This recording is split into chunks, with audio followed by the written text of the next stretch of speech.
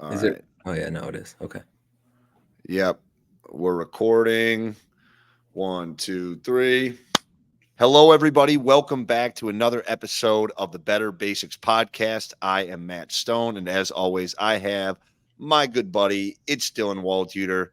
Dylan, we're changing up the recording time on the people a little bit here. I know it's the middle of the afternoon now, and we were just talking about how we're not afternoon guys No, when it comes to getting stuff done. So hopefully we can bring the energy here for the next 45 minutes to an hour, and then we can go back to our siestas. But besides the fact that our routines are off, how's it going today?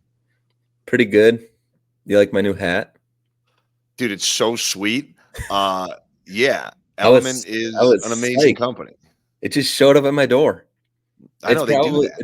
it's probably not good business to promote a company without them sponsoring us. Maybe they will one day, but Yeah, no I'm free ads, very free, but free ads here. I, Element's I will awesome. free ad the hell out of them, man. They have sent me so much free stuff for just subscribing monthly to a box of their product. That's a damn good company. Yeah, they're awesome. Yeah, they're badass. All right, so we've got a few things that we want to go over for the people today, but you brought up the hot topic of the week.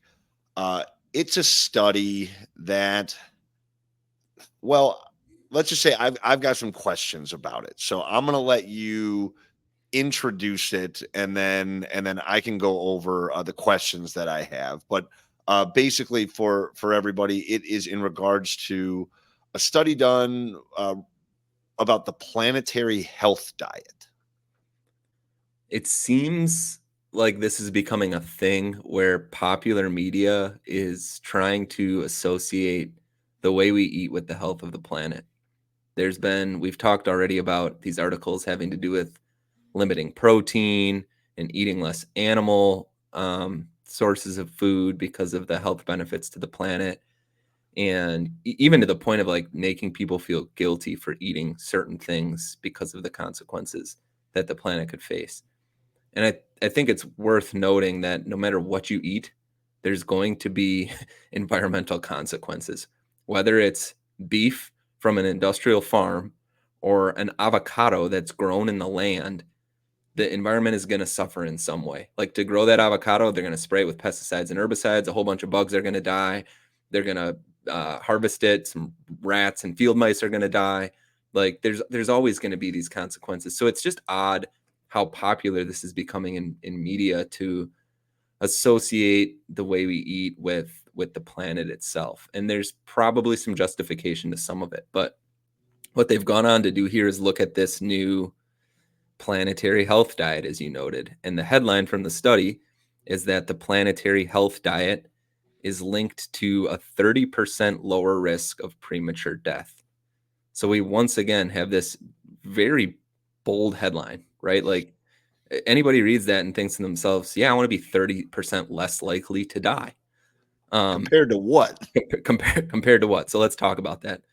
The Planetary Health Diet itself emphasizes fruits and vegetables, plant-based proteins, and does allow for some small amounts of animal protein as well, but it references that as optional. So what the diet itself looked like or looks like is roughly a half a plate of fruits and vegetables, and then the other half of the plate is whole grains, unsaturated plant oils, primarily plant protein sources, and then again these optional, more modest amounts of protein from animal sources. So basically, it's it's healthy protein, healthy fats, a variety of fruits and vegetables, and fiber. Sound familiar? Um, Yeah, right. I mean, and so like if you're comparing that to what the average person eats, no shit, you're going to be less likely to get cancer. And it was like heart disease and cancer and some like lung and lung disease. disease. Yeah, So I mean, yeah, if you took anything and said, hey, we're going to give you mostly healthy stuff, and then we're going to compare it to people that eat a modern American diet, which, excuse me, which, yeah, we can all agree is mostly like unhealthy stuff, then of course the results are going to be are going to prove that eating healthy stuff is better. Yeah, But and dude, but they're not even comparing it to the average American diet. So before you conclude your thought, let me tell you a little bit more about what yeah, they are comparing it to. So again, the conclusion these researchers are making is that this diet is going to lower the risk of premature death by 30% while also having these environmental benefits for the planet. This was a self-reported survey questionnaire type study of 200,000 people. So people are self-reporting on their diet. And then what the researchers did was they gave various food components of their diet a score and then looked at that score and its adherence to this planetary health diet.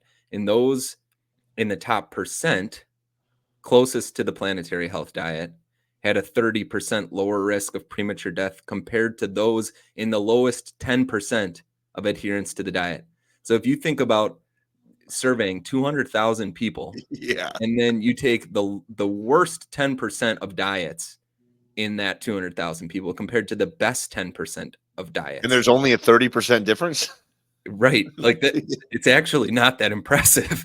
Yeah. But also I mean, we've talked about quality studies and studies that you can really hang your hat on, and things that that are good science and bad science. And I mean, I feel like self-reported studies have got to be some of the lowest on the list as far as a study that you can bank on being good science, right?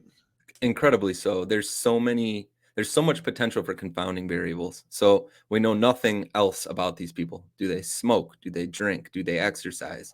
Yeah, Are they it did say stressed? something about the effect that something about how that every one of these people did not suffer from chronic illness, I believe is how they phrased it, at the beginning of the study. So all Right. of these people were uh generally healthy, but that doesn't, yeah, it doesn't talk about family history, it doesn't talk about age range or anything. There's really nothing to compare any of this stuff to besides what they were turning in on their report cards.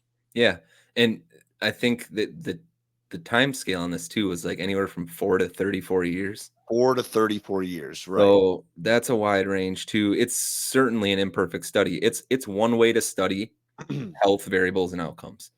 Right. But you just have to know when you see this stuff that that it's absolutely imperfect.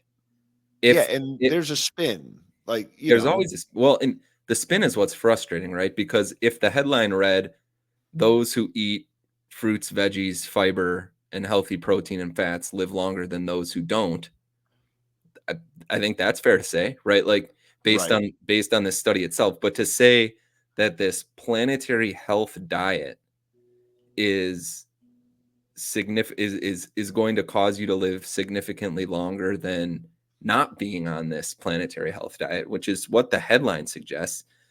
That's a bold claim. It's a major stretch based on the data that we have here. So Yeah, it's and then it this is nothing that also we don't know. Like eat more fruit, eat more veggies, eat more fiber, eat more healthy protein. You'll probably live longer. right, and exactly, and I think that's the bigger issue. So, eat healthy foods, live healthy life. And then if you want to, if you want to take into account the impact that you have on the planet, I think a better place to start is buying more local products, because you mentioned a factory farm, beef versus an avocado. And no matter what, those things, they're getting transported. Mhm. And, and if you can just shrink that sphere, no matter, what you're eating, that's going to have, if you're eating real foods that were grown near your area, you are going to have a far greater impact on, your impact on the earth than whether, you're just trying to eat a diet simply because it has, it lowers greenhouse emissions. So I think that this study just feels, really pointed towards a specific agenda. And it's not even an agenda that I take, too much of an issue with. I do think we should be conscious of the planet. And I do think that we should be making dietary choices, based on how we can help it. But to say, to come out and just, make this, statement that fruits and veggies good for the planet, and then, kind of this underlying, meat, dairy, bad for planet. It just it seems skewed, and that is they're leaving that up to the people to make this interpretation, and I just feel like it's missing the broader point, which is eat The healthy foods, live healthy life. the the cow in your freezer from the farmer 20 miles down the road is going to have significantly less impact on the planet than the watermelon you're buying in February that was grown in Right. Guatemala, right? Like that's Yeah. the other issue with the study is like that stuff is so nuanced that it's wild to just say plant good, meat bad. Right. Yeah. Okay. So I'm glad that when you brought this study up, man, I thought we were gonna have some problems, but it sounds like you and I sounds like we're on the same page here. Anything else before we transition to the main topic of the day? No, let's do it. All right. So, what I wanted to talk to the people about, was something. Yeah, I want to talk about how to bounce back after a long weekend. So, our mutual friend, we had a mutual friend, a high school friend of ours, come to visit me this weekend. And as it tends to happen when friends come to town, you're out a little bit later than you are normally. You eat more foods out than you probably would on a regular weekend, and maybe you miss a workout. And so it got me thinking.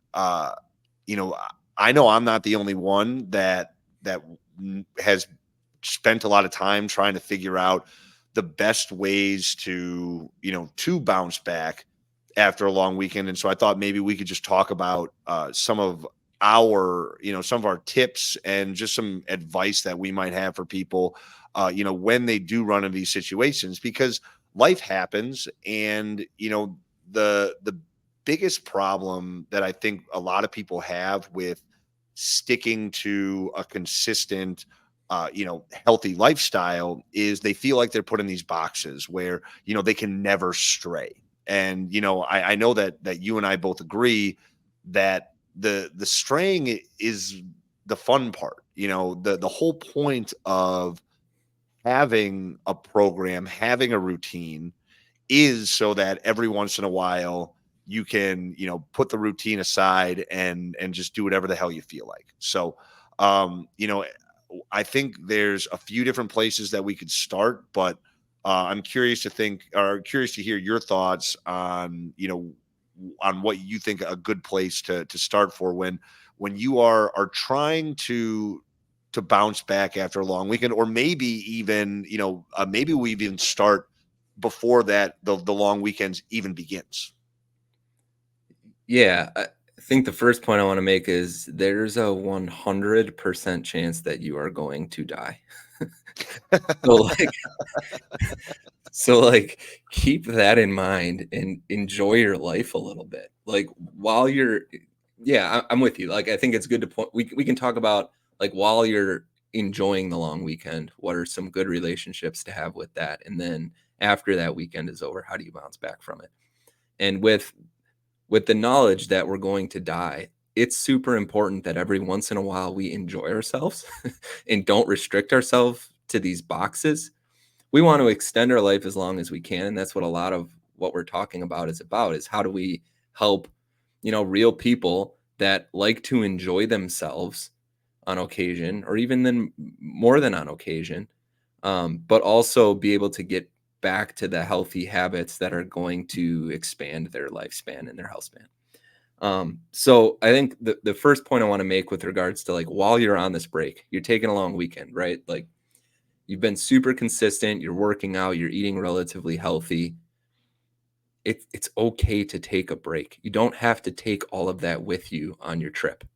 If I'm driving up 3 hours to see you, Dylan 5 years ago would have been thinking about, when are we going to fit in the workout? What snacks do I need to pack so that I can make sure I continue to eat relatively healthy? Dylan today is going to go up there and he's going to be present with his friend Matt. He's going to have a good time. He's going to try to be, flexible, see what comes. If we go out to dinner, I'm not going to necessarily look for the healthiest thing on the menu. I'm going to look for the thing I want to enjoy. And that flexibility is healthy.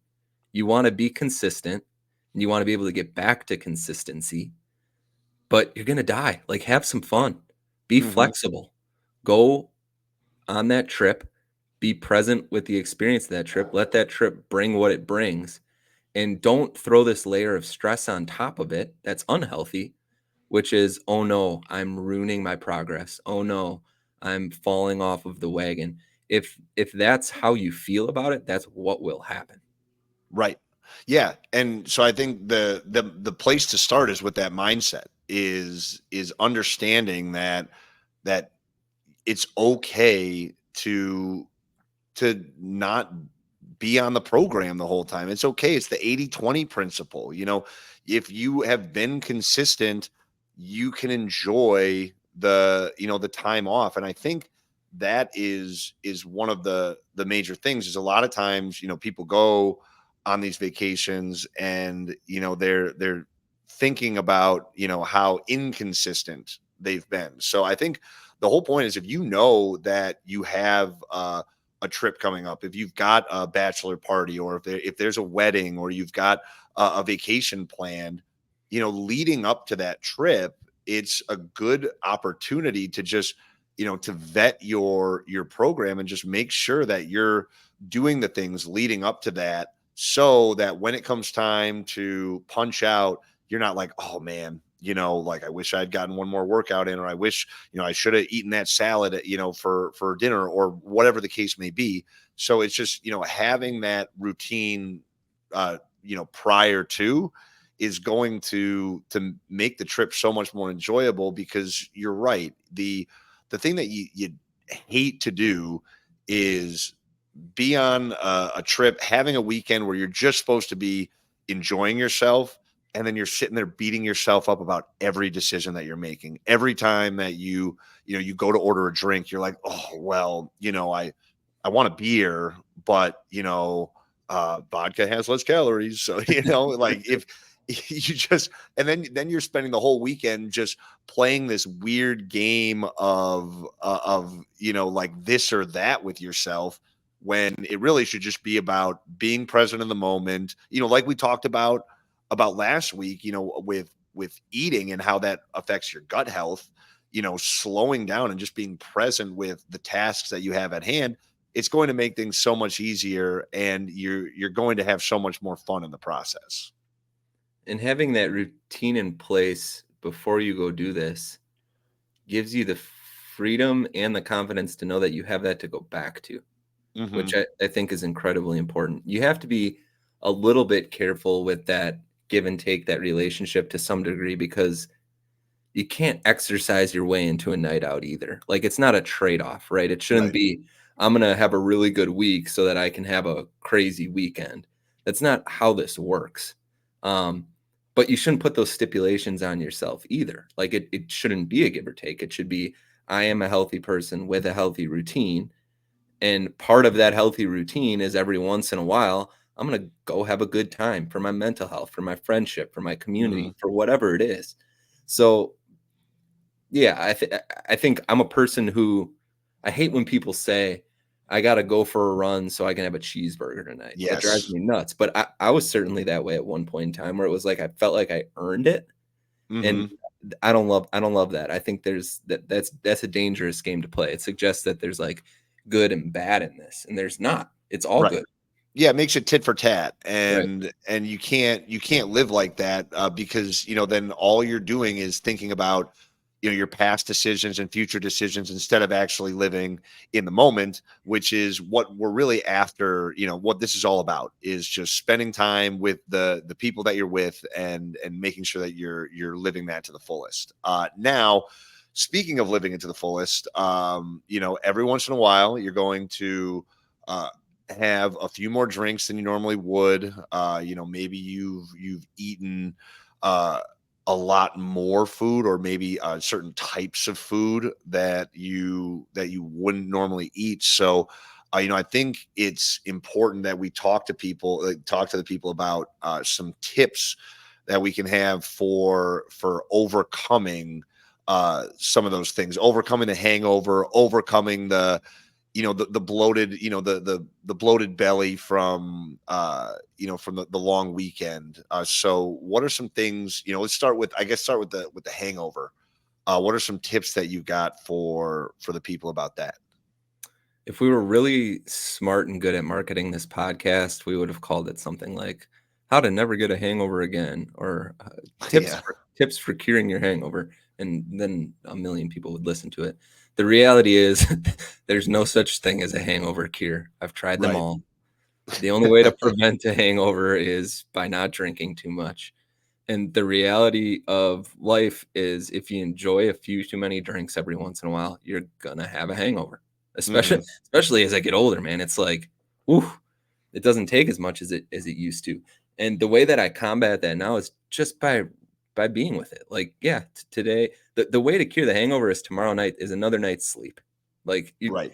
you just have to understand, like the next day might stink a little bit, but if you had a good time and you can just be present with it, there are certainly some things you can do to maybe limit the symptoms of that hangover. And I think those things are probably worth talking about. The biggest of which, in my opinion, is hydration. And people talk about it all the time, like have a glass of water for every drink. That's a good tip. I think it's worth noting that hydration starts days before the day you're going to be drinking. So if you're like chronically dehydrated and then decide I'm going to chug 32 ounces of water before I start drinking, that's not Yeah. exactly how this works. So, practicing good hydration in general is good. And then maybe just to ramp it up a bit when you are drinking, because what alcohol does is it works as a diuretic. You're going to pee more. So you're going to flush out a lot of fluids. So ensuring that you're taking more of them in while you're drinking, leading up to drinking, while you're drinking, and after drinking is important. And ensuring that you're getting some minerals with that as well, whether it's something like Element, could be, and people love to use like Pedialyte. I think they've even rebranded to Yeah, have there's like like a grown-up Pedialyte a now. grown up one, Yeah. Gatorade, whatever it is, getting some minerals in there as well. Salty foods Hmm. even work to some degree. Yeah, That's really good. I heard somebody brought it up the other day about how the you know going out, you should always pregame at a Mexican restaurant, because guacamole is a hangover. Eating guacamole like before you go out is the cure to never getting hungover. And so I thought about that and was kind of scratching my head trying to figure out what the heck that's all about. But there's some truth to it. Avocados are high in potassium, and then they also have a lot of good fats in there, which is going to help your body recovering, the next day. So while I don't know, maybe that's some good marketing for Mexican restaurants, but yeah, so just making sure that you're still giving your body the fuel that it needs. And especially, and sometimes a little extra, when you're going out is super important, because, on a night out, it can be really easy to, you drink your dinner, and you're not paying attention to how much water you're drinking, and those are the biggest issues. So staying hydrated, like you said, I love the whether it's an Element or whatever electrolyte beverage that you choose, but also just making sure that you have a solid base, getting some good nutritious foods in your system, before and during. It's just going to make the evening a lot more enjoyable, and certainly the next day. Yeah, the avocados are interesting. Healthy fats and proteins will slow the metabolism of the alcohol, putting a little less stress on your liver and body as well. So I'd imagine there's some benefit to that also. There are a couple of vitamins that have some limited research. It was a relatively small study, but it did show that um, those with higher levels of B vitamins and zinc had less severe hangover symptoms than those that did not. So if you were going to supplement with anything, B vitamins and zinc might be a place to look in advance of a night out, and or just ensuring that you're eating foods that are higher in those things. So maybe you have, I don't know, like a surf and turf with your guac. um, that could be a good way to go. But again, it's not going to cure it, but there is some evidence to suggest that these things could help you maybe feel a little better the next day. Yeah, and so another thing is, so you wake up the next morning and you're not feeling your tops, you're a little bit under the weather. You know, I, I think one thing that I've found, this is personal, is getting moving.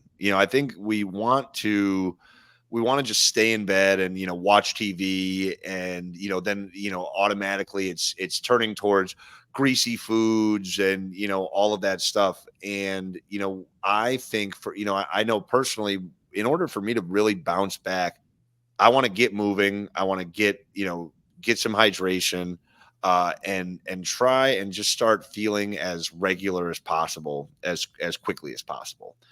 So I'm a huge fan of getting some water in me, and then going out and for just a little walk, getting some sunshine. I find that does absolute wonders if I'm feeling a little fuzzy. I'm with you in a little movement, right? Like you do not want to go do a do a heavy lift. Yeah, don't go to a hit class. Don't go to Right. Orange Theory, how about the people that sign up for a hot yoga class? Yeah, Um, no. God, no. yeah, and that's just mean to everybody else around you, because you're just going to be sweating out all of the booze that you drank the night before. Yeah, another thing that alcohol does is it depletes an important antioxidant in our body called glutathione. Um, and so our bodies make glutathione from protein building blocks, those that you'd find in quality sources of protein. A really high quality source of protein is eggs. And vitamin C is also very important for maintaining glutathione levels. So a really good like breakfast before you go out for that walk is a few eggs and an orange. Like really, really good for helping to restore those glutathione stores, which will be depleted from a night of drinking. So, every influencer on earth has their take on like the best post night out hangover breakfast solution. Hmm. Um, whatever works for you is great. There really isn't one, but there is some evidence to this whole glutathione thing, and we know that eggs and oranges are critical for restoring and maintaining those glutathione levels. Yeah, and I do think that sometimes people like to use the hangover as an excuse to eat like shit the next day.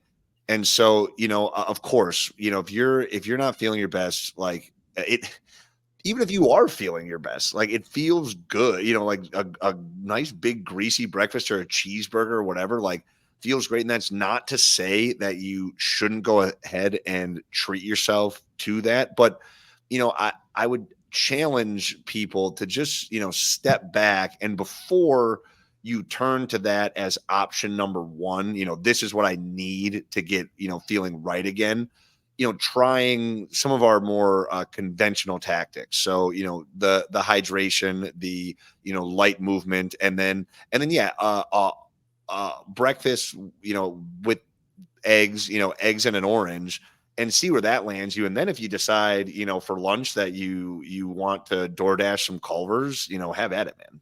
And don't mistake your cravings for what's Yeah, good for you or what your body needs. exactly. Yeah. Like if you go out drinking, you're gonna sleep like shit.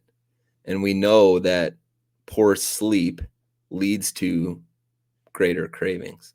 Like when Mhm. I'm hungover, man, like my Culver's alarm bells are just going off, dude. Like I that's I want all I want. everything. Yeah. Yeah, like but that is not because that's what I need. That's because that's what I'm craving as a result of the decisions I made the night before. So um, I'm aware of that, and sometimes I do go have the double cheeseburger, but I think I'd feel a lot better if I had the eggs and an orange than I would after I ate that double cheeseburger and large curd with ranch dressing. Yeah, and so I mean that also, but I think that that same principle. So another thing that I was thinking about was, it's not always just a big weekend of drinking. Of some people don't have that problem. Maybe they aren't big drinkers or don't drink at all, but they can still have that long weekend where they're eating out of the norm for their diet, where things just aren't, things are just off. They're eating out a lot more.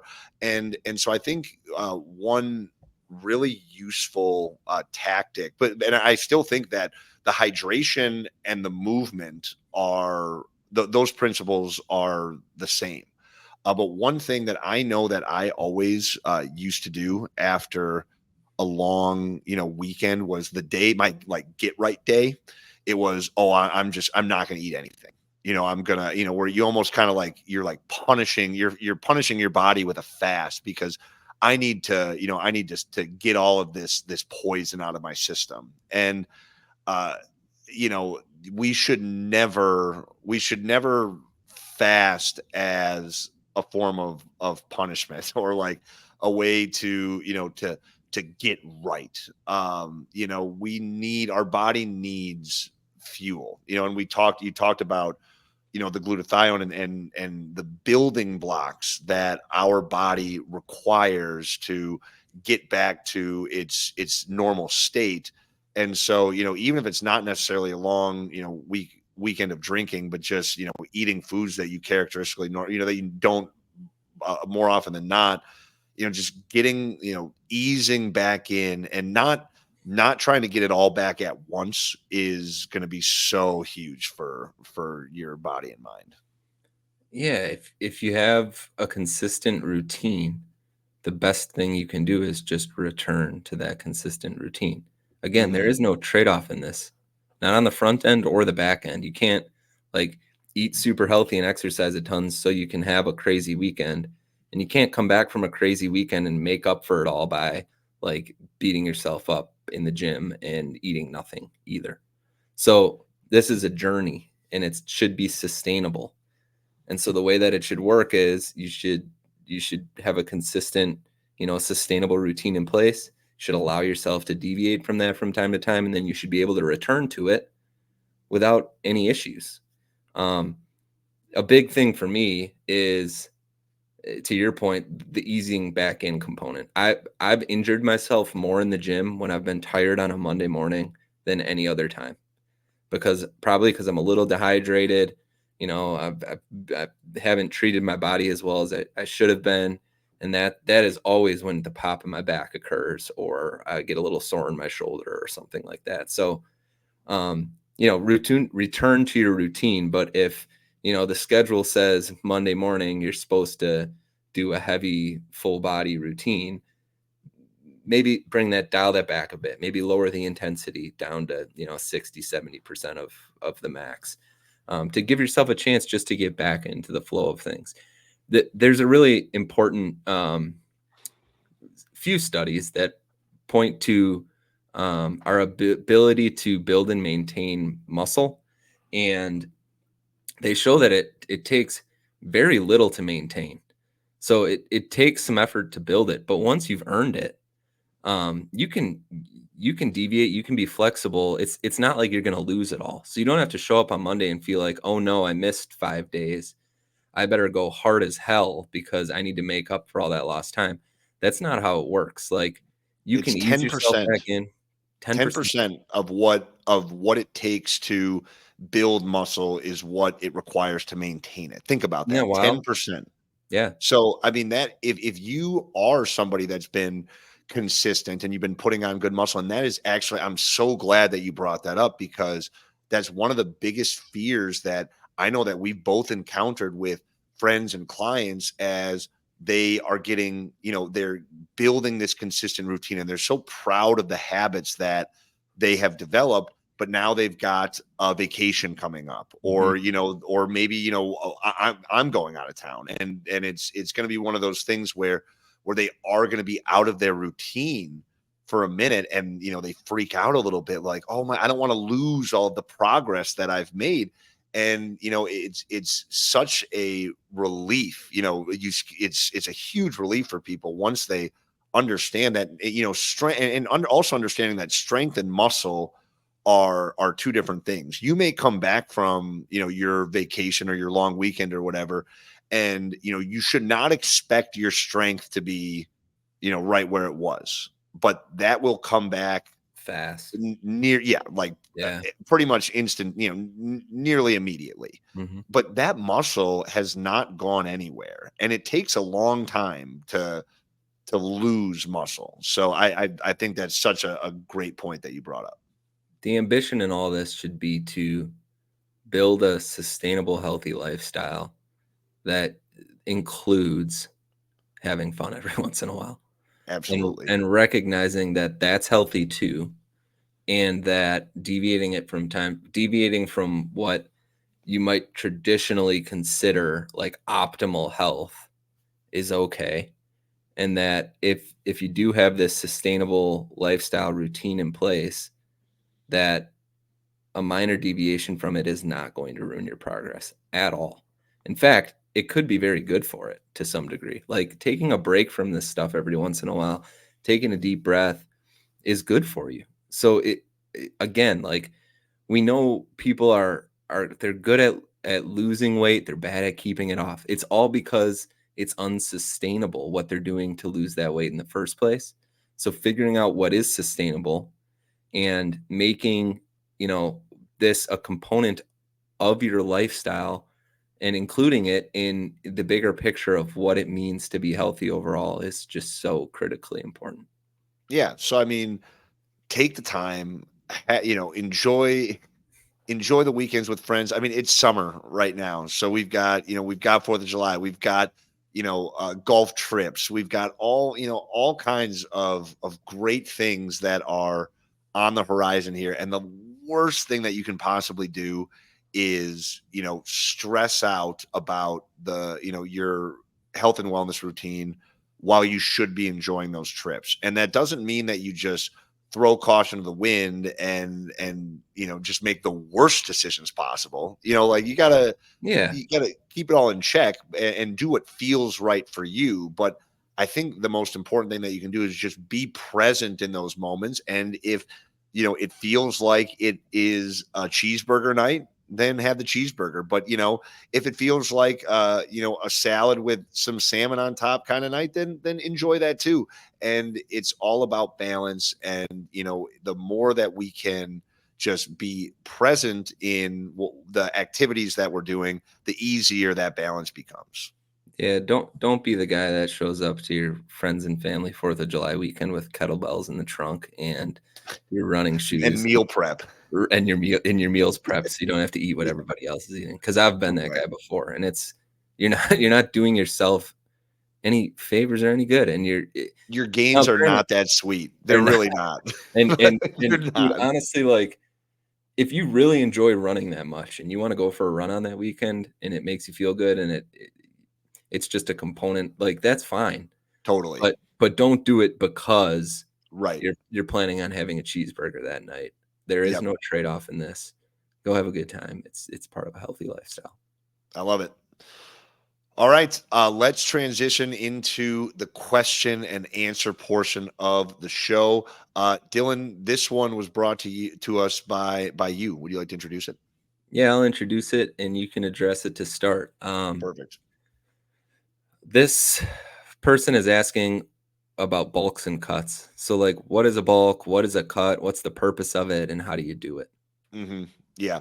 So the purpose of bulking and cutting is simply to strategically manage muscle gain and fat loss. So, a lot of times it is a lot easier to focus on one versus the other. So, a bulk is when we are in caloric surplus. So, the purpose of a bulk is muscle growth and for strength increases. The purpose of a cut, on the other hand, is for fat loss, and then it can also be, if for like muscle definition. If you really want those muscles that you just built to pop, a cut is a solid way to get there. But really, I think that bulking and cutting is a way for somebody that's just looking to take their nutrition to, their nutrition and strength to the next level. I don't necessarily think that bulking and cutting is something that um, is a requirement for most people. I don't really think that it's something that the majority of people even need to worry about. But if it's something that you are interested in, it can be helpful. A bulking phase can be really helpful, especially if you're just getting into lifting weights for the first time, or taking a long break and you're running into plateaus. One of the main things that I would look at as somebody's coach is how many calories they're getting, and how many grams of protein, what's their recovery like. But if you're not giving yourself enough calories, and we're not even talking about protein, just calories in general, you're not going to give your body the tools that it needs to build new muscle and recover properly. And that's where, that I think is the key. We build muscle during the rest. And so the fuel that we're giving our body is what allows that muscle building to happen. So basically, a bulk means that you're going to be in a caloric surplus. Normally it just needs to be a couple hundred calories above whatever your maintenance calories are. So maintenance calories are the amount of calories that you burn just on a daily basis. That is your maintenance level, and you would find that out. There's a number of different ways. This, like those scans that we talked about, like an in-body scan, can help give you an idea of what your maintenance calories are. If you work with a coach, that's another great way to help figure out what your maintenance calories are at, and then you just bump that up by a few hundred. And then you need to make sure that you are working out hard, because that those calories are going to get turned into something. So if we are really taxing our muscles, we're going to turn those calories into more muscle. Now, that's not to say that you will not build fat in a bulk. Actually, I'm going back and reading some old interviews from this old strength guru, Mark Ripito, and his whole thing was, if he says building muscle is hard, losing fat is easy. Focus on building the muscle first, and then we will cut the fat later. Now, Mark Ripito said if you're not drinking a gallon of whole milk a day, you're a sissy. So I I don't necessarily agree with everything that he has to say, but I do think that, that principle makes sense, where it's hard to build muscle and lose fat simultaneously. It's not impossible. So if your goal is to build muscle, you need to be in that caloric surplus, or don't need to be. It's helpful to be in that caloric surplus. You need to be working out hard, and you need to be giving your body the time to recover. And you might see some fat come on your body as well.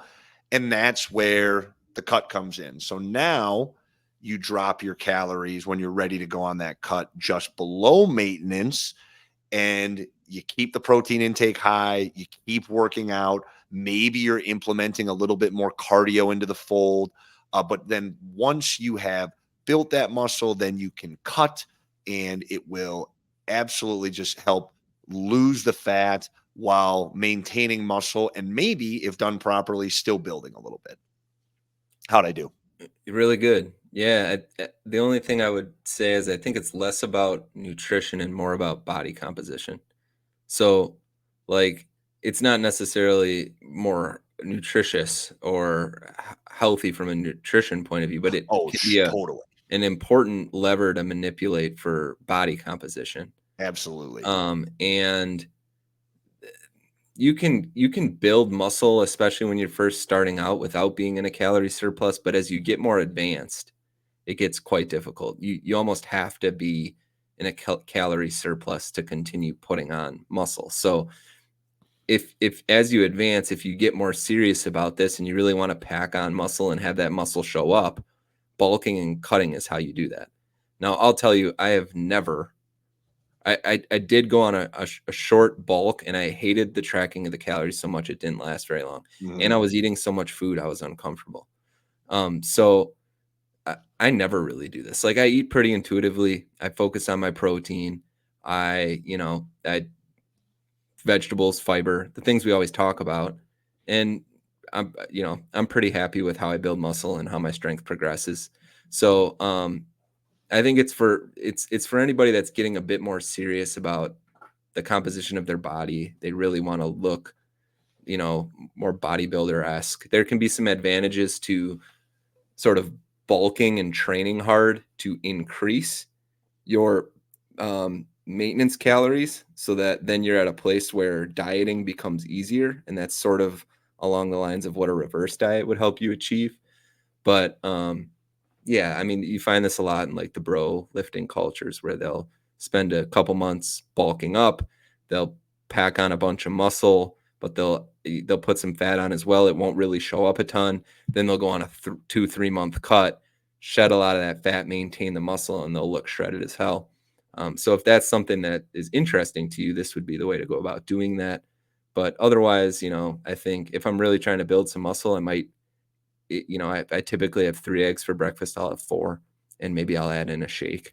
But I don't track this, like, religiously because it's kinda next level around body composition. Yeah, you said a couple really, really good things. One, the body composition point so important. That's what this is all about. This is not about health. This is about how your body looks and the amount of muscle that you're putting on it. So that's one. The other thing is that, this is something that you typically see or hear about in bodybuilding circles. So this is generally like pretty high level stuff. But then lastly, even so, if this is still something that you are interested in, it takes a lot of consistency and tweaking and patience. I mean, this isn't something where you're like, "Oh, I'm gonna go on a bulk," and then for 2 weeks you just eat a bunch. All right, ready to cut, and then you eat less. These are things most people that bulk are going on bulking phases for anywhere from like 3 to 6 months. And, the cuts are generally a lot shorter than that, that maybe, like a long cut, like especially for somebody that's getting ready for a bodybuilding competition, might be doing that for a few months, but generally your cut's going to be significantly shorter.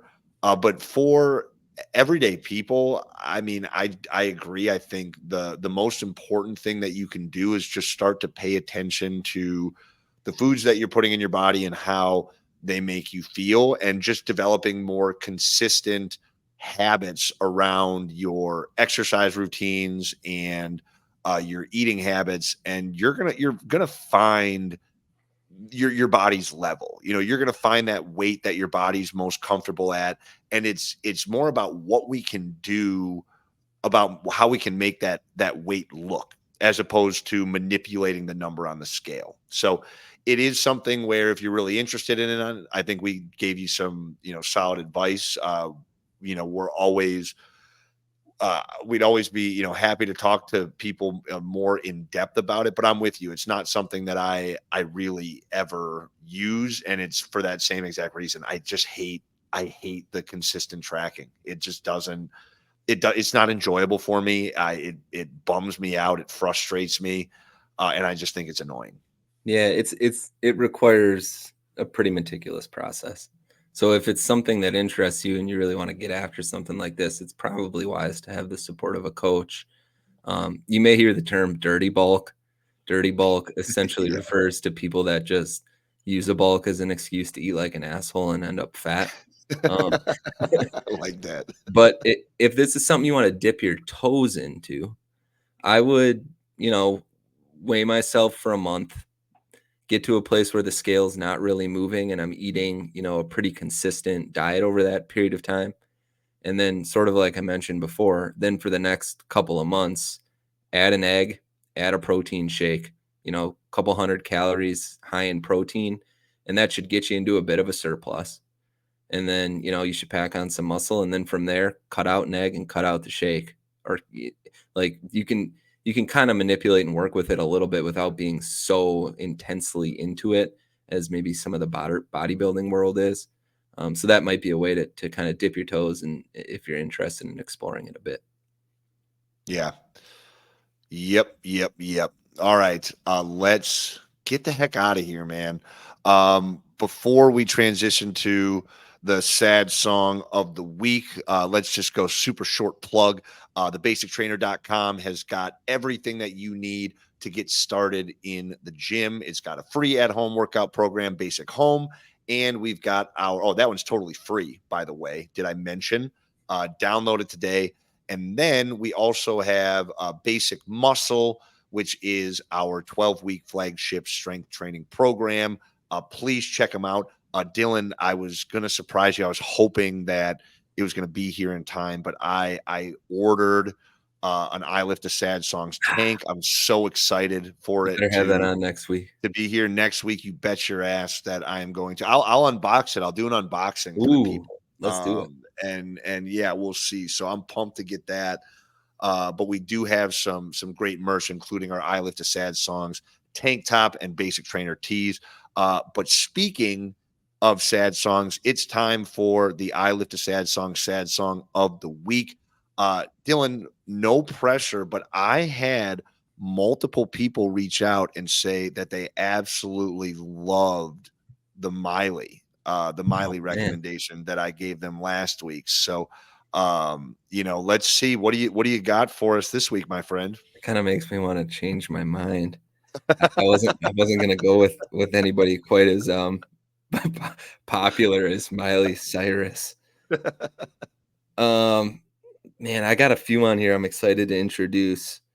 You know what? I'm gonna go with this one because this one is near and dear to our hearts, and we spent many weekends off the wagon listening to this song, drinking tequila, and um, so it fits the theme of the episode. I think I'm going with Houdini by Foster the People. Oh man, that actually, I feel like less people know that song than we think. So please, if you Is haven't it heard that sad? song, Is it sad enough to I well, quote? I listen to the words. Just yeah, listen to it. It's fine. It's Okay, yeah, it's sad yeah. enough.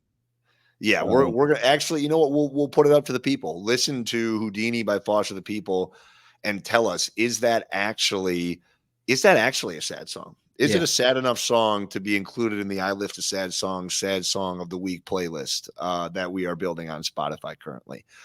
So let us know. We love it. We love hearing from you guys. So please, when you see Dylan or I out, just shout, "Love the podcast." Or something else, because we love doing this, and we can't wait to keep making it happen. So thank you, everybody. Dylan, you're the best. We'll see everybody next week. cool. All right, sweet. And recording.